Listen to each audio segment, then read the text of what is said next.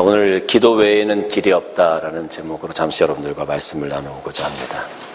예수께서 변화산에 올라가셨습니다. 변화산에 올라가셨을 때 그 산 밑에서는 사람들과 제자들과 하나의 씨름이 벌어지고 있었어요. 예수님께서 계시지 않을 때 어떤 한 사람이 귀신 들린 자기 아들을 데리고 그 예수님이 제자들이 있는 곳에 왔어요. 그리고 그 아이는 어렸을 때부터 말도 하지 못했고 듣지도 못했고 또 그 귀신이 그 아이를 죽이려고 불에도 던졌고 물에도 던지는 아무도 통제할 수 없는 그런 아이였습니다. 아버지 입장에서 그 아이를 바라볼 때마다 얼마나 가슴이 아팠겠습니까? 자기 아들이 하나밖에 없는 그 아들이 매일매일 죽지 못해 살아가고 있는 그런 모습을 바라볼 때 그 아버지의 마음은 굉장히 힘들고 어려웠을 겁니다.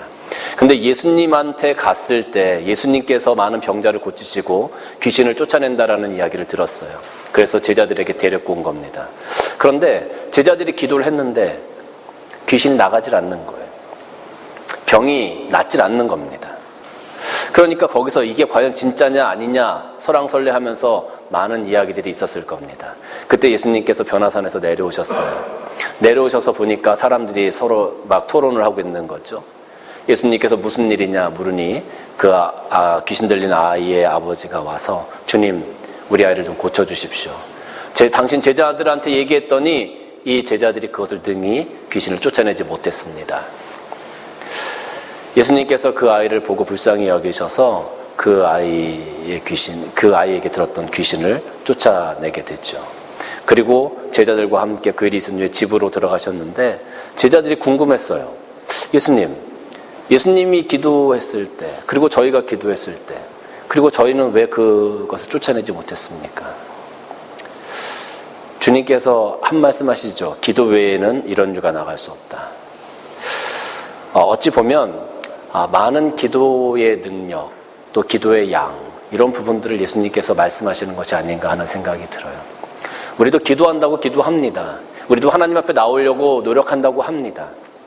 그런데 그 어떤 부분들이 하나님 보시기에 그 양이 차지 않은 그런 모습이 아닌가 하는 생각이 들어요. 제자들도 분명히 예수님께서 능력도 주셨었고 예수님께서 하시는 것을 옆에서 보았고 자기들도 그런 능력을 행했던 사람들이에요. 그런데 어떤 결정적인 순간에 그것을 하지 못했다라는 거죠. 왜?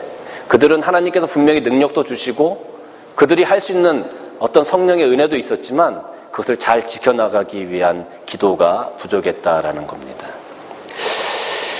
기도는 우리의 불가능한 문제를 가능케 하는 열쇠와 같습니다.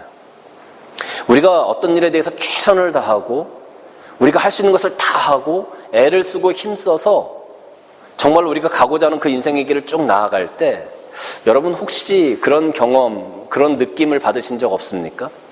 나는 정말 최선을 다해서 달려왔고 내가 할 수 있는 것을 다 했어요. 그런데 가다 보니까 정말로 거대한 돌문이 내 인생의 길을 가로막고 있는 거예요. 그 거대한 돌문을 내가 아무리 밀어보고 열어보려고 해도 그 돌문이 움직이지를 않는 겁니다. 예전에 이사를 하면서 아주 무거운 짐들을 이렇게 옮긴 적이 있는데 무거운 짐이 앞에 있을 때 그것을 좀 밀어보려고 이렇게 애를 쓴 적이 있었어요. 그런데 내가 힘이 좋고 내가 그것을 감당할 수 있는 능력이 되면 내가 이 짐을 밀면 그 짐이 움직여요. 밀려요. 그런데 이 짐이 너무 무거워서 내가 그것을 감당할 수 있는 능력이 안 됐을 때는 내가 그 짐을 밀면 오히려 내가 밀려요. 아무리 힘을 써도 그 짐이, 그 무게가 꿈쩍하지 않는다라는 거죠. 우리가 인생의 길을 걸어갈 때 내가 아무리 힘쓰고 내가 아무리 최선을 다해도 움직이지 않는 그런 돌문과 같은 것. 아주 거대한 돌문이 내 인생을 딱 가로막고 있어서 내가 아무리 힘쓰고 했어도 그것이 꿈쩍하지 않고 내가 지금까지 최선을 다해서 달려온 그 모든 것들을 생각할 때 이 돌문이 내 인생을 가로막고 있다는 그 자체가 너무나 억울하기도 하고 절망스럽기도 하고 낙심스럽기도 하고 이거를 열어야만 내 인생이 꽃길이 될 수 있고 이거를 열어야만 내 인생이 편안할 수 있고 이것을 해결해야만 내 마음이 좀 평안해질 수 있을 것 같은데 아무리 애쓰고 밀어도 힘을 쓰고 최선을 다해도 그 문이 열리지 않는 거예요. 얼마나 억울하겠어요. 얼마나 큰 절망감과 낙심감이 오겠습니까?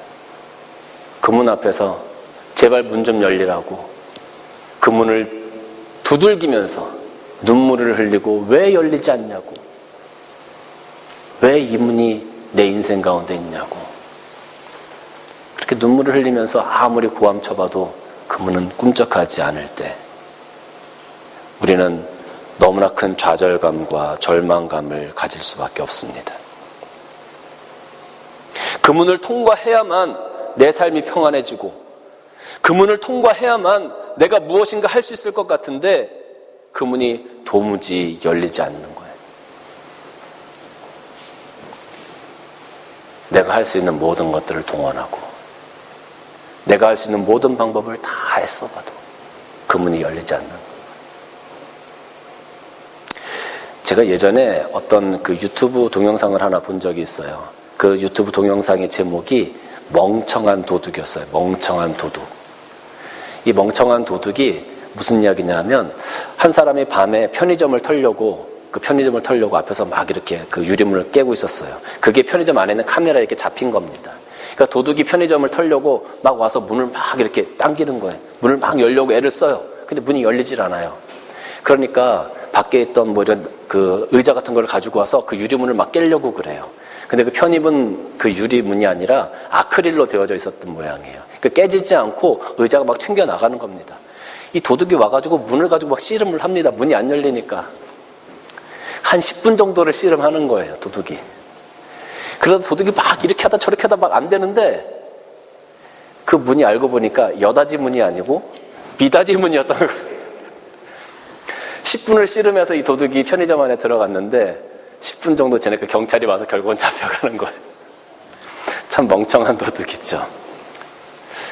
문 여는 방법이 잘못됐어요. 문 여는 방법이. 여러분, 우리의 인생 가운데 커다란 돌문, 열리지 않는 엄청난, 내가 해결할 수 없고 내가 감당할 수 없는 엄청난 문이 있는데, 그 문 앞에서 우리가 아무리 울고 불고 그것을 열으려고 애를 써봐도 그것이 열리지 않는 이유는 그 문을 여는 방법이 잘못됐다는 거예요. 내가 그 문을 열려고 하니까 그 문이 열리질 않는 거예요. 내가 감당할 수 없는 문인데 내가 그것을 감당하려고 하니까 문이 열리질 않는 거예요. 그게 미닫이 문인데 우리는 여닫이 문인 줄 알고 계속 그 문을 잡아당기고 있으니까 문이 열리질 않는 거예요. 그 문제가 해결되지 않는 거예요. 성경에도 이와 비슷한 문제를 가지고 있는 사람들이 있었습니다. 히스기야라는 사람이 있었어요. 히스기야 왕은 병들어서 곧 죽게 되었는데 하나님께서 이사야 선지자를 통해서 내 병이 고침받지 못하고 죽게 될 거다라고 예언케 하셨어요. 이사야 선지자가 히스기야 왕을 만나서 하나님의 말씀을 전했어요. 하나님이 고쳐주시지 않겠대요. 죽는다고 선언을 하셨어요. 무슨 희망이 있겠습니까? 그때 히스기야 왕이 한 것이 딱 한 가지예요. 벽을 향해서 통곡하고 하나님을 향해서 기도했어요.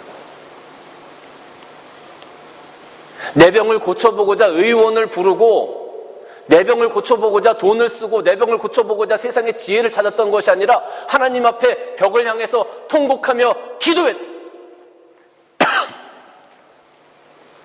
그게 히스기야 왕의 방법이었어요.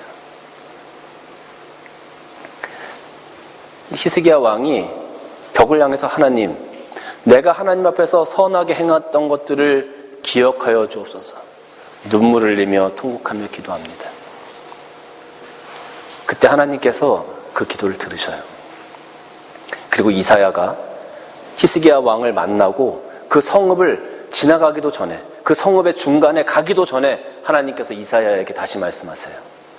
이사야, 돌아가라. 내가 히스기야의 눈물을 보았다. 내가 저의 기도를 들었다. 그리고 이사야가 돌아가서 하나님의 말씀을 전하죠. 하나님께서 왕의 눈물을 보셨고 하나님께서 왕의 기도를 들으셨습니다. 왕이 앞으로 15년을 더 살게 될 것입니다. 히스기야 앞에 죽음의 거대한 돌문이 있었어요. 아무도 그것을 해결할 수 없는 엄청난 무게의 돌문이 있었어요. 그 문을 열 수 없었어요. 그런데 하나님 앞에 기도했더니 그 문이 열린 줄로 믿으시기를 바랍니다. 할렐루야. 여러분, 이런 일들이 성경에는 너무 많아요. 우리가 잘 아는 에스더가 있잖아요. 하만이라는 사람이 간계를 통해서 그 유대 민족들을, 이스라엘 백성들을 다 죽이려고 날을 잡았습니다. 아무도 유대 민족을 그 손에서 건져낼 수 없었어요. 에스더는 왕비였지만 함부로 왕 앞에 나갈 수가 없었습니다. 왕이 부르지 않았을 때 왕 앞에 나가면 누구든지 죽임을 당하는 거예요. 왕이 특별히 은혜를 주지 않으면. 에스더는 왕비였지만 왕 앞에 나설 수가 없었어요. 이것을 해결할 수가 없었어요. 그런데 에스더가 왕 앞에 나가기로 결심합니다. 이스라엘 백성들을 구원하기로 결심합니다. 그리고 나가기 전에 이스라엘 백성들을 향해서 한 가지 요청을 합니다. 그게 뭐냐 하면, 나를 위해서 3일 밤낮을 여러분들 금식하시고 기도해 주세요. 나를 위해서 3일 밤낮을 나를 위해서 금식하며 기도해 주세요. 그 후에 내가 왕 앞에 나가겠습니다. 내가 죽으면 죽으리라. 3일 밤낮을 기도하고 왕 앞에 나갔을 때 에스더는 왕의 은혜를 입을 수 있었습니다. 그래서 유대민족은 죽을 수밖에 없는 운명에서 다시 살아날 수 있는 그런 운명으로 바뀌게 되었다는 거죠. 아무도 움직일 수 없는 거대한 문제의 문이 우리 앞에 있을 때 그것을 움직일 수 있는 방법, 그것을 열 수 있는 방법은 바로 기도밖에 없다는 거예요. 근데 기도하지 않고 우리가 이렇게 지낼 수 있겠습니까? 내 앞에 있는 그 문제의 문을 열기 위해서 우리가 기도하지 않고 그냥 앉아 있을 수 있겠습니까? 그 앞에서 울고 불고 떼쓰고 애쓰고 좌절하고 낙심하고 절망하고 소리치고 그걸로 그 문을 열 수 있겠습니까? 문을 여는 방법이 잘못됐다니까요. 그 문을 열려면 우리가 하나님 앞에 다 기도해야 되는 거예요. 제가 예전에 여러분들에게 한번 말씀드린 적이 있는지 모르겠어요. 제가 처음에 호주에 올 때 비자가 나오질 않았어요. 호주 올 때 학생 비자를 만들어 왔는데 학생 비자가 나오질 않는 거예요. 학생 비자가 사실 나오기가 쉽잖아요. 근데 학생 비자가 나오질 않는 겁니다. 굉장히 애를 먹었습니다, 제가. 학생 비자가 나오지 않은 이유가 몇 가지가 있는데, 호주 대사관에서 비자를 내줄 때 몇 가지 이렇게 요주의 인물, 요주의 조건들을 이렇게 나눠요. 그게 한 5가지가 있는데, 첫 번째는 뭐냐 하면, 비자를 냈는데 그 비자의 목적과 다른 목적일 때, 그러니까 비자가 만약에 공부를 하겠다 그러면 공부를 해야 되는데 공부를 하지 않고 뭐 일을 한다든지 다른 목적을 가지고 들어갈 때 그 비자가 거절되게 되어져 있어요. 그리고 학생 비자로 가는데 가족이 다 갈 때, 특히 어린아이들 데리고 다 갈 때, 이런 경우는 대부분 가서 공부를 한다고 하지만 정착이나 이민을 목적으로 가는 거다 해서 그런 사람들은 조금 요주 인물로 취급을 해요. 그 세 번째가 뭐냐 하면 목사들은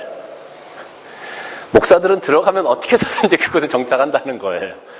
교회를 통해서든지 뭐 어떻게 해서든지. 그래서 뭐 전도사님들은 그래도 괜찮은데 목사들은 조금 한 번 더 심사를 한다는 거예요. 근데 저는 아마 그 기준이 제가 그때 들었을 때 5가지인가 있었는데 그 중에 한 3가지 정도, 4가지가 해당이 돼요. 저는 목사였죠. 또 가족들이 다 들어왔죠. 또 제가 그 비즈니스 컬리지를 그때 학생 비자로 끊고 들어왔었는데 비즈니스 컬리지를 끊은 이유는 제가 처음에 사실 호주를 올 때는 좀 공부를 조금 더 하고 싶어서 박사과정을 마무리하고 싶어서 왔는데 박사과정을 들어가려고 하니까 돈이 너무 비싼 거예요. 그러니까 랭귀지 코스를 먼저 했었어야 돼요. 영어도 부족하기 때문에. 근데 랭귀지 코스가 여러분 아시다시피 너무 비싸잖아요. 그러니까 그것을 할 수가 없었던 거죠. 그래서 저는 생각에 비즈니스 컬리지를 가면 거기는 어쨌든 영어로 수업을 하니까 거기서 한 2년 정도 영어로 수업하고 내 나름대로 영어를 좀 만들어서 박사과정에 어플라이하면 되겠다. 뭐 이런 생각을 하고서 비즈니스 컬리지를 끊었던 거죠. 그런데 목적이 틀리잖아요. 제가 하려고 했던 목적이 이 비자의 목적과 틀리잖아요. 그러니까 또 안 되는 거예요. 뭐 이렇게 한 서너 가지가 걸린 거예요. 5가지 중에 뭐 한 60%, 70%에 걸린 거죠. 비자가 안 나오는 거예요. 제 상황을 너무 딱하게 여겼던 그 비자 유학원 에이전트가 저한테 그 비자 담당관 전화번호를 줬어요. 한번 통화를 직접 한번 해보시라고. 근데 사실은 그 비자 담당관 전화번호를 주는 것도 굉장히 잘못된 거예요. 그거 안 주거든요. 그런데 제 상황을 알고, 저도 그분을 처음 만난 분인데 이런저런 얘기를 하면서 제 상황을 말씀드렸더니 그럼 직접 한번 얘기해 보시라고 전화번호 줘서 제가 전화를 했습니다. 전화를 했는데 여전히 뭐 비자가 나올 생각은 없는 거죠. 그래서 이런 얘기를 하고 저런 얘기도 하고 제가 솔직하게 모든 것들을 다 오픈해서 얘기를 하고 나는 정말 그 박사과정을 하고 싶은데 돈이 없어서 이렇게 이런 길을 가는 거다. 그러니까 다른 것이 없다. 아무리 사정을 하고 얘기를 해도 안 된다는 겁니다. 나중에는 막 하도 저도 답답하고 막 성질이 막 나는 거예요. 그래서 통화를 하면서 아니 그러면 나 같은 사람은 호주에 갈 수 없는 거냐. 그랬더니 그분이 하는 이야기가 네, 갈 수 없습니다. 딱 그러는 거예요. 정말 화가 나더라고요. 그래서 제가 그랬습니다. 알았다고. 그럼 저는 호주에 가지 않겠습니다. 제가 여권 내일 찾으러 갈 테니까 여권 다시 돌려달라고. 저는 그럼 다른 나라로 가겠습니다. 그래서 여권을 내가 내일 찾으러 가겠다고 했더니 그 담당자가 하는 이야기가 이미 이 여권이 프로세스가 되어지고 있기 때문에 그것이 리젝트되고 캔슬돼서 나오려고 해도 한 일주일 정도 걸린다는 거예요. 그러니까 뭐 한 일주일 뒤에 전화를 할 테니까 그때 찾으러 오라는 거예요. 알았다고. 그럼 그렇게 하겠다고. 제가 그 담당관하고 막 이렇게 통화를 하면서 너무 답답하기도 하니까 언성도 조금 높아져서 막 이렇게 얘기했었던 그런 기억이 나요. 그리고 나서 제가 어떻게 했겠습니까? 제가 어떻게 했겠어요? 그 자리에 앉아서 막 울었겠어요? 아니면 모든 걸 포기하고 그냥 아유 될 대로 되라 하고 놔뒀겠어요? 1번 울었다. 2번 좌절하고 그 자리에서 모든 걸 포기했다. 3번 기도원 갔다. 자, 셋 중에 어떤 거였겠어요? 다 해봤다. 아마 4번이 정답일 거예요. 낙심도 되어지고 절망도 되어지고 참 답답하기도 하고 이래도 안 되고 저래도 안 되고 기도원에 올라갔어요.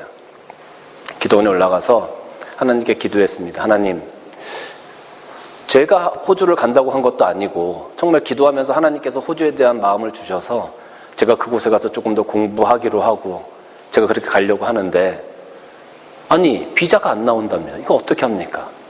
하나님이 저에게 그 마음을 품게 하셨는데 이거 뭐 하라는 겁니까 말라는 겁니까? 일주일 동안 하나님과 씨름을 했어요. 근데 놀라운 것은요, 하나님께서 한 말씀도 안 하세요. 그렇게 일주일 동안 기도하고 애쓰고 눈물 흘리고 했는데 일주일 동안 한 말씀도 안 하시는 거예요. 저는 깜짝 놀랐어요. 왜냐하면 그런 경우 처음이었거든요. 일주일을 기도했는데 한 말씀도 안 하시는 거예요. 그래서 이상하다. 하나님께서 정말 내가 호주를 간다는 것이 하나님의 뜻이 아닌가? 하는 생각을 가지고 내려왔어요. 이상하다. 전화가 왔어요. 이민성에서. 전화가 와서 저하고 맨날 싸웠던 그 사람이 저한테 딱 전화를 해서 하는 소리가 아니 이렇게 해서 호주를 가신다는 얘기죠? 그러는 거예요. 제가 그 얘기를 들으니까 너무 화가 나는 거예요. 내가 지금 수십 번도 더 얘기했는데 또 그 마지막에 전화를 해서 또 이게 사람 속을 긁나? 내가 비자 그 여권 찾으러 간다고 해서 여권 준다고 하면 되지. 그래서 제가 그래서 아니 제가 몇 번을 얘기했습니까?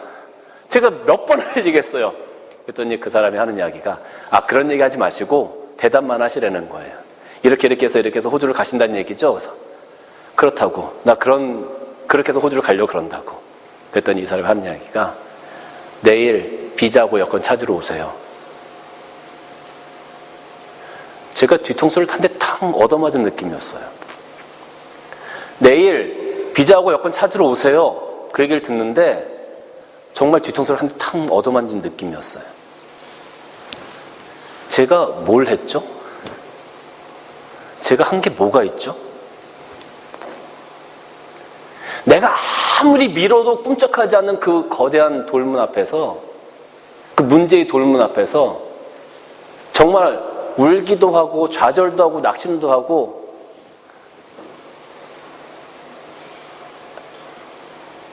더 한 거는요, 사실 제가 비자를 2번인가 캔슬됐었어요. 그 학생 비자 어플라이 했다가 계속 리젝이 되는 거예요. 그 마지막이다라고 한번 한 건데 그때도 담당자하고 싸웠으니 될 리가 없겠죠. 제가 한 건 기도밖에 없어요. 하나님 앞에 무릎 꿇고 기도한 것밖에 없었어요. 그 문제의 돌문 앞에서 제가 그것을 이래도 안 되고 저래도 안 되는 그런 상황 가운데서 하나님 앞에 기도한 것밖에 없었어요. 근데 하나님께서 그 문을 열어주시더라고요.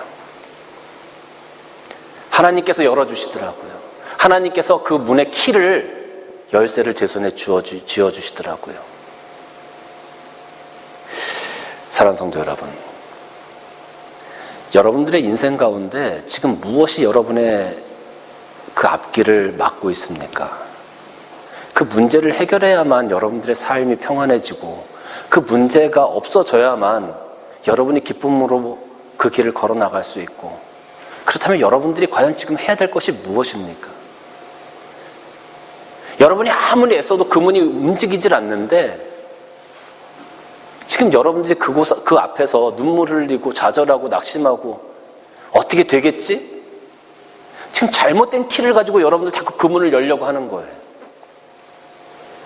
내가 이렇게 하면 되겠지, 저렇게 하면 되겠지?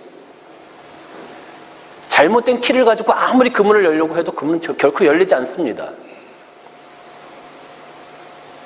그 문을 열 수 있는 방법은 히스기야가 했던 것처럼, 에스더가 했던 것처럼 하나님 앞에 무릎 꿇고 기도하는 거예요. 그러면 하나님께서 그 문에 맞는 열쇠를 내 손에 쥐어주신다는 거죠. 저는 우리 교회 이제 수요 예배를 시작했어요. 수요 성경 공부를 하는데 성경 공부를 마치고 같이 기도하는 시간도 우리가 갖고 있습니다. 저는 그 시간이 참 아쉽습니다. 안타깝습니다. 그리고 아깝습니다. 여러분 삶 가운데, 그리고 여러분이 하나님과 더욱더 가까이 서고자 하는 분들이 계시다면 오셔서 같이 기도하십시다. 오세요. 기도하세요.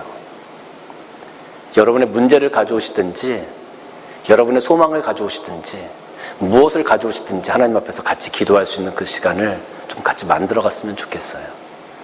물론 여러분들이 집에서도 많이 기도하시겠지만 오세요. 오셔서 같이 기도하시고 하나님께서 주시는 그 바른 열쇠를 우리 손에 좀 붙잡았으면 좋겠습니다. 사랑하는 성도 여러분, 기도는 우리의 문제를 열 수 있는 하나님이 주시는 열쇠입니다. 그 열쇠를 여러분들 손 가운데 항상 쥐시고 하나님과 함께 기쁨으로 여러분의 삶을 살아나가시는 여러분들 되시길 주님의 이름으로 간절히 축원합니다.